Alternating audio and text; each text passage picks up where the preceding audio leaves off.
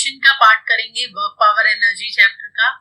Last time हमने कुछ basics चीजें करी थी, बेसिक जो आपको पता होने चाहिए ताकि आपको ये चैप्टर अच्छे से समझ आ सके, मैं आपको अच्छे से बता सकूं, कहीं पे भी आपको प्रॉब्लम ना हो। आज हम आगे इसको कंटिन्यू करेंगे। आज क्या क्या चीजें करेंगे पहले वो देख लेते हैं। तो आज हम करेंगे वर्क क्या होता है, टाइप्स ऑफ वर्क क्या होते हैं, positive, negative, zero work, work done against gravity, work done by moving vehicle, area under force displacement graph, ये सारी चीजें करेंगी। ये सिर्फ टॉपिक्स लिखे हैं, इसके अंदर डिटेल अच्छे से करेंगे, बहुत सारे एग्जांपल्स करेंगे, आपका बिल्कुल डर भाग जाएगा, कुछ आपको डर नहीं लगेगा किसी भी टाइप का, चाहे कितना डिफिकल्ट आप क्वेश्चन चुना जाए, आप बहुत स्मूथली इजी से सॉल्व कर पाओगे। ठीक है, तो चलो फिर देर किस बात की, करते हैं स्टार्ट। अगर आपको ये लेक्चर थोड़ा भी बेनिफिशियल लगे तो प्लीज लाइक शेयर सब्सक्राइब जरूर कर देना। डाउट हो तो प्लीज कमेंट करके हमें जरूर पूछिए, ओके, हम आपके डाउट्स क्लैरिफाई कर देंगे। कोई तो चलो शुरू करते हैं। सबसे पहले करेंगे कि वर्क होता क्या है। क्या होता है work? Work is nothing but when we apply force, it causes some displacement, that is work. But work is said to be done when force causes displacement in the direction of force. So always take the direction of force, that direction in which displacement is occurring. This much concept should be clear. The direction of force and displacement should be same. मतलब we have to, if the force is applied at an angle also, then we have to take that component of force जिस direction में आपका displacement हो रहा है। अच्छा, force and displacement दोनों जो है वो आपके वेक्टर्स हैं। यस, पर ये डॉट प्रोडक्ट है। Work done is F dot S, मैंने लास्ट क्लास में करवाया है डिटेल में, डॉट एंड क्रॉस प्रोडक्ट। अगर नहीं आपने देखा तो पहले देख लीजिए प्लीज। अच्छा, अब ये फोर्स और डिस्प्लेसमेंट दोनों वेक्टर हैं, इनका डॉट प्रोडक्ट लेकिन हमेशा स्केलर ही होता है, that's why work done is scalar. F dot S को we can write F into S into cos of theta. F क्या है? फोर्स। S क्या है? Displacement. Cos cosine angle, theta is the angle between force and displacement. इतना concept clear हो गया? बिल्कुल बिल्कुल क्लियर हो गया जी हमारा इतना कंसेप्ट कि ये डॉट प्रोडक्ट है, वर्क जो है वो स्केलर है, फोर्स और डिस्प्लेसमेंट वेक्टर है। डॉट प्रोडक्ट का आंसर हमेशा स्केलर ही आता है, क्रॉस प्रोडक्ट का वेक्टर आता है। अच्छा, अब हमें करना है फोर्स एट एन एंगल। अब फोर्स एट एन एंगल हमने लास्ट टाइम किया था, components of a vector, vector को कैसे रिजॉल्व करते हैं इनटू कंपोनेंट्स, बस वो चीज आपको याद है अगर तो बहुत इजीली समझ आ जाएगा। नहीं किया तो प्रीवियस देख लेना, अदरवाइज इन शॉर्ट मैं यहाँ पे भी बता रही हूँ। Suppose this is a boy who is pulling this box at some angle theta from the horizontal. अब ये बॉक्स किस डायरेक्शन में मूव करेगा? इस डायरेक्शन में। तो हमें फोर्स ये एंगल पे नहीं लेना, हमें फोर्स भी वो लेना है। अगर हमें वर्क डन निकालना है कि कितना वर्क डन हुआ, तो हमें फोर्स भी लेना है इसी डायरेक्शन का। अब वो कैसे करेंगे मैम? ये फोर्स एंगल थीटा पे लग रहा है, इसको हम दो कंपोनेंट्स में रिजॉल्व कर देंगे।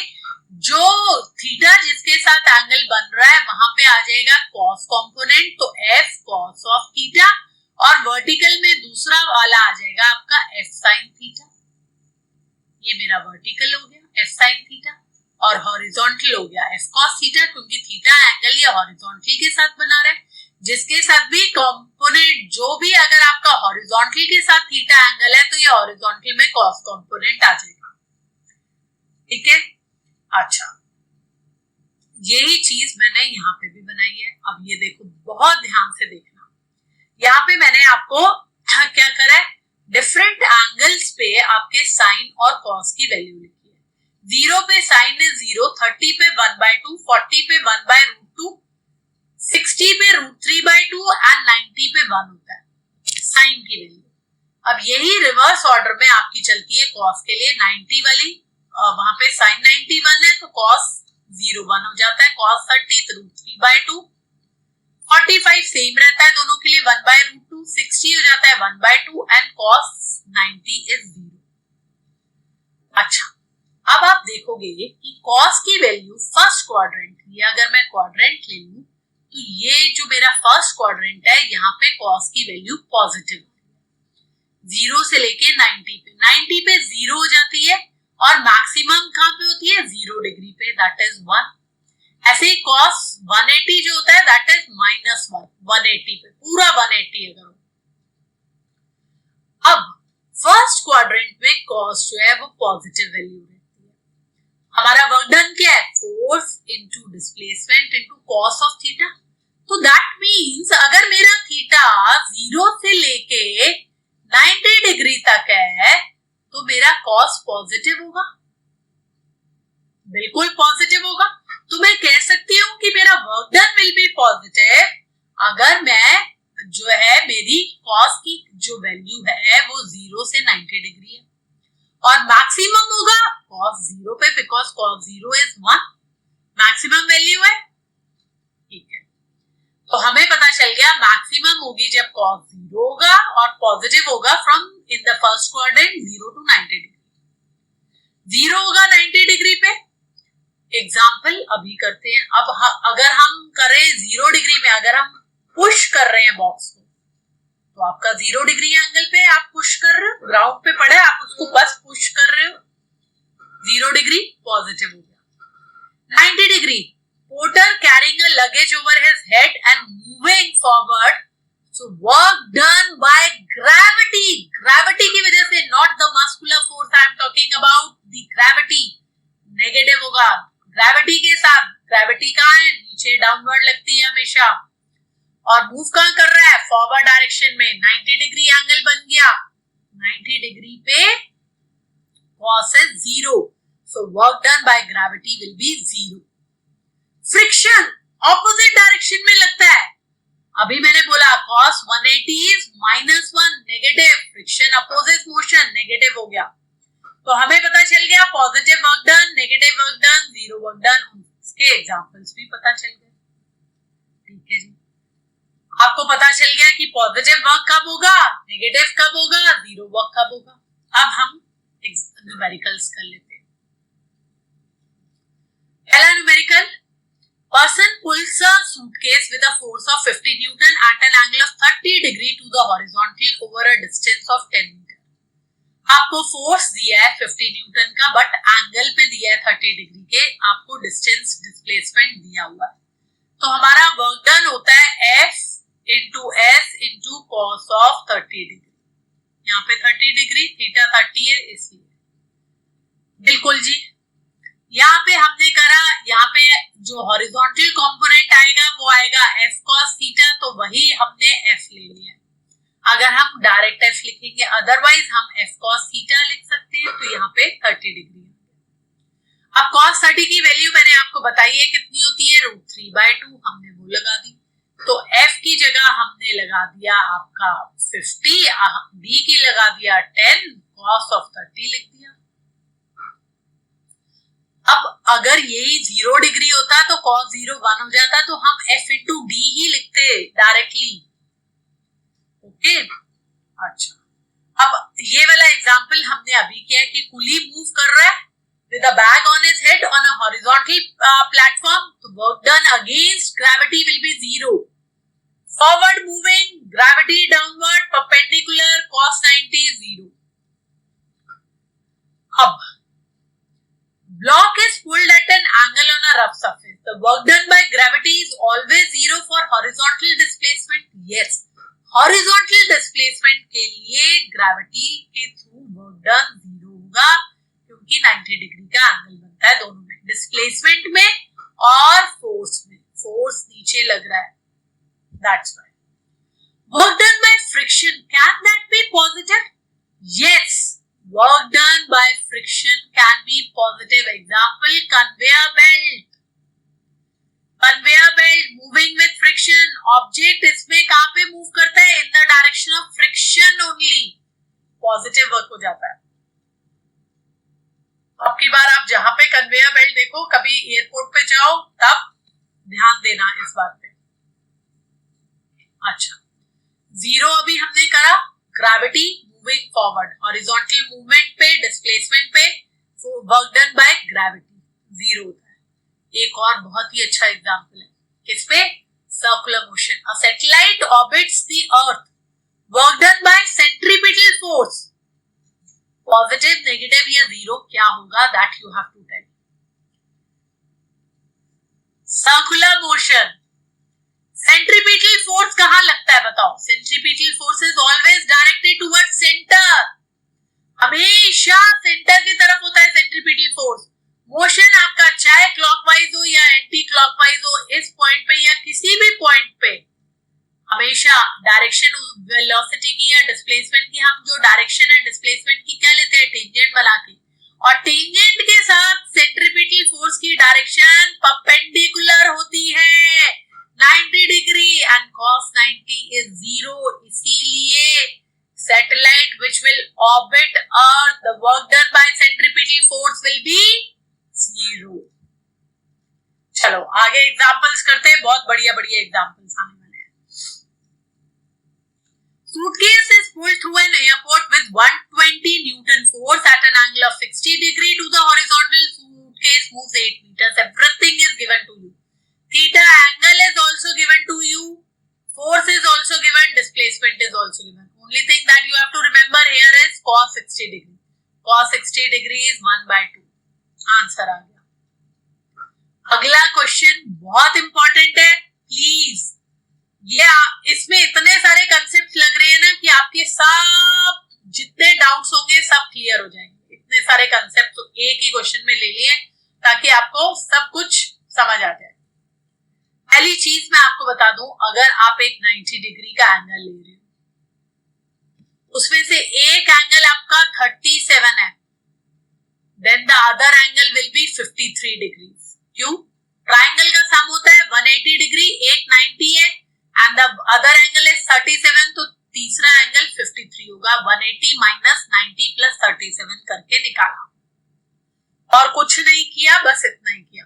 अच्छा, अब इसमें मैम ये तो सबको पता है, आप बताना क्या चाह रहे हो? मैं बताना चाह रही हूँ अभी तक हमने वैल्यूज करी है कॉस की 0 पे, 30 डिग्री, 45 डिग्री, 60 डिग्री, 90 डिग्री। और एक और इम्पोर्टेंट वैल्यू जो बहुत बार क्वेश्चंस में पूछ लेते हैं, 37 या 53 डिग्री, कॉस की या साइन की कोई भी यूज होती है, इसलिए बता रही हूँ। अब क्या होता है, कोई भी ट्राइंगल में अगर ये 37 डिग्री है और मुझे अगर cos 37 निकालना है, पहले तो याद रखो कि इस ट्राइंगल की जो साइड्स होती हैं वो याद रखो। 37 53 वाला जब भी ट्राइंगल बनता है राइट एंगल ट्राइंगल, तो उसकी साइड्स का मेजर होता है 3 4 5। ये दिमाग में बिठा लो, 3 4 5। अब इतना मैथ्स आपको आता है कि स्मॉलेस्ट एंगल जो है उसके ऑपोजिट वाली साइड जो है वो साइड स्मॉलेस्ट होगी। 37 स्मॉलेस्ट, उसके ऑपोजिट आ गया 3। देन नेक्स्ट कम्स 53, तो आ गया उसके opposite side 4, and hypotenuse is the largest side, 90 degree के ऑपोजिट आ गई 5। इतना भी समझ आ गया, कंसेप्ट क्लियर हो गया। 37 53 का अब आप कुछ भी लिख सकते हो, कोई भी एंगल 37 साइन कॉस टैन कोई कुछ पूछ ले आपको पता चलेगा। क्या? 37 कॉस 37। अब आपको ये भी पता है, मैंने ये भी समझाया प्रीवियस वाले लेक्चर में, अगर नहीं देखा तो प्लीज देख लेना कैसे निकालते हैं ये। अगर मुझे थीटा एंगल 37 लेना है, इसके ऑपोजिट वाली साइड को मैं बोल देती हूँ परपेंडिकुलर। दूसरी जो इसके साथ राइट एंगल बना रही है that will be your base, and the other one is hypotenuse, will remain hypotenuse only perpendicular and base में ऑपोजिट हो जाते हैं। आप कौन सा एंगल ले रहे हो वो एंगल के ऑपोजिट साइड्स परपेंडिकुलर लेनी है, और कॉस जो होता है that is base upon hypotenuse होता है। तो इस केस में मैं 37 ले रही हूँ, तो ये वाली साइड मेरी परपेंडिकुलर हो गई and this will be your base. तो बेस कितना है 4, तो 4/5। अंडरस्टूड? आई होप आपको ये बातें समझ आ रही है। साइन 37 वो परपेंडिकुलर अपॉन हाइपोटेन्यूज लिख सकते हैं। ऐसे ही cos 53 कोई पूछ ले वो भी हम लिख सकते हैं भाई, बेस अपॉन हाइपोटेन्यूज 53 के ऑपोजिट वाली ये परपेंडिकुलर हो गई तो 3 बेस हो गया 3.5। Got it. एक कंसेप्ट इसमें ये आपको पता चल गया। दूसरा अब क्वेश्चन पढ़ते हैं। A 10 kg box is dragged at 37 degree to the horizontal with 50 Newton force. Frictional force is also given to you. You have to find net work over 8 meters. Net work done निकालना है। मतलब net work done का क्या मतलब है, पहले net force चाहिए। एक आपका हॉरिजॉन्टल फोर्स कुछ लग रहा है जो 37 डिग्री पे लग रहा है, उसका हमें हॉरिजॉन्टल कंपोनेंट चाहिए, और दूसरा एक फ्रिक्शनल फोर्स दिया हुआ है हमें। अब हॉरिजॉन्टल कंपोनेंट इसका कितना आएगा, ये है आपका 50 न्यूटन, तो 50 cos of 37 will be your horizontal component. अब ये लग रहा है इस डायरेक्शन में, आपका फ्रिक्शनल है ऑपोजिट डायरेक्शन में, तो नेट फोर्स कितना आएगा, सबट्रैक्ट करके आएगा। मैंने सबट्रैक्ट करके लिख दिया F cos 37 minus 20 which is frictional force into displacement मैं कर दूंगी तो that will be your work done। That's तो कंसेप्ट क्या है, नेट वर्क डन में नेट फोर्स लेना है, कोई आपको एक स्पेसिफिक फोर्स नहीं लेना है, नेट फोर्स लेना है। ठीक है, चलो अब नेक्स्ट का कंसेप्ट करते हैं, work done against gravity. Gravity के against when object is lifted up work is done against gravity. अब आपका फॉर्मूला आ गया mgh। mg कितना है आपका, ये फोर्स है, अगेंस्ट ग्रेविटी कर रहे हो तो आपका वेट कितना होता है mg, फोर्स उतना आ गया mg और h आ गया। अच्छा, is the work done when you lift the book from the floor to a table? Floor से आपने बुक उठा के टेबल पे रख दी, हाँ? Is that positive? If ये मतलब if there is work done or not? अगर है तो who does the work and against who? कौन कर रहा है? यस आप एक्सटर्नल एजेंट हो, आप मस्कुलर फोर्स लगा रहे हो ना, आप ऊपर उठा रहे हो, तो आपका तो हो गया पॉजिटिव वर्क अगेंस्ट ग्रेविटी। पर ग्रेविटी डज नेगेटिव वर्क, क्यों? आप ऊपर उठा रहे हो, ग्रेविटी नीचे लग रही है 180 डिग्री, cos 180 इज -1 तो नेगेटिव हो जाएगा। बस इतना आपको याद रखना है। अब देखो, if the object is lifted and brought back to the same level, ground से उठाई वापस ग्राउंड पे रख दी, तो net work done against gravity क्या हुआ, जितना उठाया था आपने वापस उतना आप नीचे ले गए। ग्रेविटी के against work done 0। Gravity conservative force है, total change in potential energy will be 0। ये एक इंपॉर्टेंट कांसेप्ट है। अच्छा, अब इस पे न्यूमेरिकल कर लेते हैं। Work done to lift a 5 kg object to a height of 2 metre, कितना आ जाएगा भाई, work done to lift an object 5 kg to a height of 2 metre, m into g into h, simple multiply करो answer. अच्छा, next, a 0.5 kg ball is thrown at 30 degree to the horizontal with 20 metre per second, find the work done. अब ये वाला जो question है ना, ये आपके सारे कंसेप्ट क्लियर कर देगा। एक एक क्वेश्चन ऐसा ले रही हूँ थोड़े हाई लेवल का कि आपके सारे कंसेप्ट आपको क्लियर हो जाए। 0.5 kg बॉल लिए 30 डिग्री पे उसको मैंने थ्रो किया हॉरिजॉन्टल के साथ, इतनी स्पीड के साथ मैंने थ्रो किया। Find the work done by gravity from the launch until it reaches the maximum height. वो क्या रहा है, ये मैंने ऑब्जेक्ट को थ्रो किया, ये ऐसे ये मैक्सिमम हाइट पे पहुंची, यहाँ पे मैंने जो बॉल को थ्रो किया है वो 30 डिग्री टू द हॉरिजॉन्टल, मैंने ये 30 डिग्री पे सपोज थ्रो कर दी है बॉल, और वेलोसिटी जो थी उसकी यहाँ पे u इनिशियल वेलोसिटी मैंने ले ली 20। Find the work done to reach the maximum height. पहले तो मैक्सिमम हाइट हमें पता होना चाहिए, तभी तो डिस्प्लेसमेंट ही पता होगा।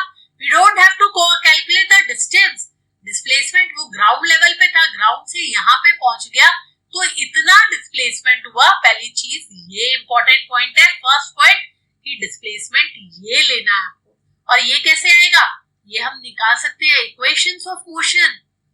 मैक्सिमम हाइट रीच्ड कितनी होगी, याद है आपको equation of motion? We can use third equation of motion, v square minus u square equal to 2gh। अगर नहीं कर देखे हैं लेक्चर्स तो पहले वाले देख लो। अब यहाँ पे फाइनल वेलोसिटी तो पता ही नहीं है, और eight highest point final velocity 0। एक और बहुत इंपॉर्टेंट क्वेश्चन बोला था आपको मैंने। अब ये जा रही है बॉडी ऊपर की तरफ, करेक्ट? ऊपर जा रही है आपकी बॉडी, बिल्कुल जी ऊपर जा रही है, तो आपका h भी नेगेटिव हो जाएगा। बिल्कुल, जब मैं लूंगी तो h भी नेगेटिव हो जाएगा। ये हो गया मेरा 0 minus u square that is equal to minus 2gh। ये भी ले लिया, यही कट गया मेरा, तो u square that is equal to 2gh आ गया मेरा। h मैक्सिमम, यहाँ पे मैं हाइट लिख सकती हूँ मैक्सिमम, क्योंकि मैं v0 ले रही हूँ इसलिए। अब ये u कौन सा लेना है इस केस में? u मैं थ्रो कर रही हूँ, ये मेरा, ये भी तो वेलोसिटी जो है, u जो है वो भी तो एंगल पे जा रही है, उसको भी रिजॉल्व करना पड़ेगा। तो अब मुझे कौन सी वेलोसिटी लेनी है? क्या मुझे हॉरिजॉन्टल लेनी है? नहीं, मुझे वर्टिकल लेनी है, ऊपर वाली वेलोसिटी लेनी है। ये मुझे यहाँ से यहाँ ये डिस्टेंस नहीं निकालना। अगर ये निकालना होता तो मैं इसका हॉरिजॉन्टल कंपोनेंट लेती। अभी ये मुझे ऊपर से हाइट निकालनी है, तो मैं वर्टिकल कंपोनेंट लूंगी। अभी मैंने बताया था ये जो एंगल दिया है, जिस साइड के साथ दिया हुआ है वहां कॉस बनता है, तो मींस हॉरिजॉन्टल हो गया मेरा u cos 30 डिग्री और वर्टिकल हो गया मेरा u sin 30 degree. Yes ma'am, समझ आ गया? इतनी बात समझ आ गई आपको? तो यहाँ u स्क्वायर जो मेरा आ गया वो कितना आ गया मेरा बेसिकली आ गया u square sine square theta that is equal to 2gh max. अब मैं h मैक्स यहाँ से निकाल सकती हूँ। मुझे u इनिशियल वेलोसिटी पता है, मुझे साइन 30 भी पता है कितना होता है, मुझे 2g में 10 लेना चाहूँ या 9.8 जो लेना चाहूँ वो करूँ, और मैं h मैक्स निकाल लूंगी। इतनी बात समझ आ गई आपको? नहीं आई? दोबारा से एक बार इतना पोर्शन देख लो, आपके दिमाग में बैठ जाना चाहिए मैं क्या कह रही हूँ। मैं क्यों कह रही हूँ कि मुझे वर्टिकल कंपोनेंट वेलोसिटी की लेनी पड़ेगी। कोई भी वेक्टर चीज है उसको अगर कोई एंगल पे जा रही है तो मुझे रिजॉल्व करना पड़ता है, और कौन सी वाली डायरेक्शन वाली मुझे लेनी है वो डिपेंड करता है मैं क्या निकाल रही हूँ। यहाँ पे मुझे यहाँ से लेके यहाँ तक का डिस्टेंस अगर निकालना होता तो मैं इसका कॉस कंपोनेंट लेती, लेकिन अभी मुझे हाइट निकालनी थी, मैक्सिमम हाइट, क्योंकि डिस्प्लेसमेंट कितना हुआ वो निकालना है मुझे। तो इसलिए मुझे जो है वर्टिकल कंपोनेंट लेना है विच इज साइन कंपोनेंट, इसलिए मैं यहाँ पे साइन कंपोनेंट लूंगी वेलोसिटी का। Got it? चलिए अब मुझे निकालना है वर्क डन बाय ग्रेविटी। कितनी आ जाएगी? mg h मैक्स कर दो। मास पता है, g पता है, मुझे h मैक्स भी पता है, वैल्यूज डालो और आंसर निकालो। Got it? चलिए आगे चलते हैं। अब हमें करना है question work done by moving vehicle. अब क्या करना है? Vehicle does work when engine applies force to overcome friction and air resistance. बिल्कुल, ये बात तो सही है, यही बात होती है। व्हीकल जो है वो वर्क कब होता है? जब इंजन अप्लाई करता है फोर्स को to overcome the friction, then only it moves. तो इस केस में F into D हो गया, force applied by the engine, D distance कितना मूव हो रहा है। कार एक्सेलरेट्स अपहिल, तो फोर्स डू पॉजिटिव या नेगेटिव बताओ? इंजन फोर्स जो करेगा वो पॉजिटिव करेगा, फ्रिक्शन जो करेगा वो नेगेटिव करेगा, एयर रेजिस्टेंस भी नेगेटिव और ग्रेविटी भी नेगेटिव। ठीक है? अच्छा, why does the car rolling downhill at constant speed require zero work from the engine? Gravity provide कर देती है necessary force to overcome friction, तो इंजन फोर्स जीरो हो जाता है, वर्क डन जीरो हो गया। करेक्ट? इंपॉर्टेंट चीज है, बेसिक चीज है पर इंपॉर्टेंट है। अच्छा, अब इस पे एक न्यूमेरिकल कर लेते हैं। कार इंजन अप्लाई करती है फोर्स 1000 न्यूटन का to move car 50 meter, find the work done. दोनों को मल्टीप्लाई कर दो और कुछ भी नहीं करना। Car of mass 1200 kg move at a constant speed. Now speed is given on a level road. Engine provides a force is given to us to overcome friction. Find the work done. Displacement नहीं दिया, नहीं दिया, अब क्या करें ma'am? Displacement तो दिया ही नहीं। और ये तो देखो आप क्या दिया हुआ है, आपको कांस्टेंट स्पीड से चल रहा है और work done by engine in 1 minute निकालना है। ये क्या है? कांस्टेंट स्पीड से चल रहा है। मैम जब कांस्टेंट स्पीड से चलता है तो इक्वेशंस ऑफ मोशन वो एक्सेलरेटेड मोशन के लिए होती है, वो नहीं लगेंगी। नॉर्मल लगेगा। क्या? Speed is equal to distance over time formula. Normal जो हम बचपन से पढ़ते आ रहे हैं। क्या निकालना है? डिस्टेंस निकालना है। Distance is equal to speed into time और वेलोसिटी इनटू टाइम। कितनी है यहाँ पे? 20। टाइम कितना है? सेकेंड्स में ले लेंगे because speed is in meter per second. तो टाइम यहाँ पे 1 मिनट दिया है, कन्वर्टेड इनटू सेकेंड्स, सेकेंड में कर देते हैं। That's all. आ गया आपका डिस्टेंस, दैट इज 1200 मीटर्स। अब हम वर्क डन निकाल सकते हैं, फोर्स इनटू डिस्प्लेसमेंट। यही डिस्टेंस जो है दैट इज द डिस्प्लेसमेंट आपकी।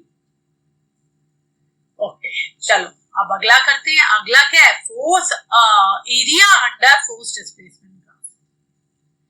अब वर्क डन जो होगा वो क्या होता है? That is equal to area under force displacement graph.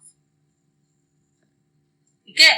Constant force अगर है तो आपका एरिया रेक्टेंगल होगा, अगर वेरिएबल फोर्स है तो एरिया जो है सम ऑफ स्मॉल रेक्टेंगल्स होता है। इंटीग्रेशन अभी हमने करा नहीं है तो इंटीग्रेशन को अभी फॉर द टाइम बिंग आप छोड़ सकते हो।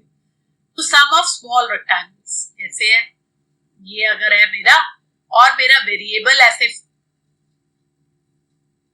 अगर मैं बनाऊं आपका